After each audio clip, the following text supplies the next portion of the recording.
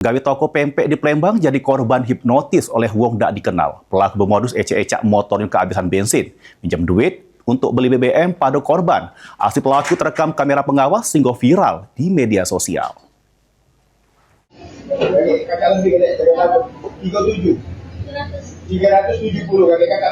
Inilah dia rekaman kamera pengawasnya, terselik lanang make baju kerah putih sama helm, datangi toko pempek di Jalan Kolonel Iskandar, Palembang. Pelaku berusaha terus ngajak ngobrol pegawai toko sambil bermodus minjem duit. Sesudah pegawai toko ngejuk duit, pelaku pergi ninggal ke lokasi. Pegawai toko pas ditemui ngakui tak sadar adanya kejadian tersebut. Menurut korban, pelaku ngaku kehabisan bensin. Kemudian minjem duit Rp370.000 untuk beli BBM.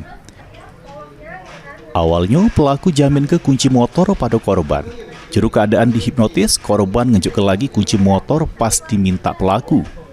Korban baru sadar jadi korban hipnotis sesudah pelaku pergi ninggal ke toko.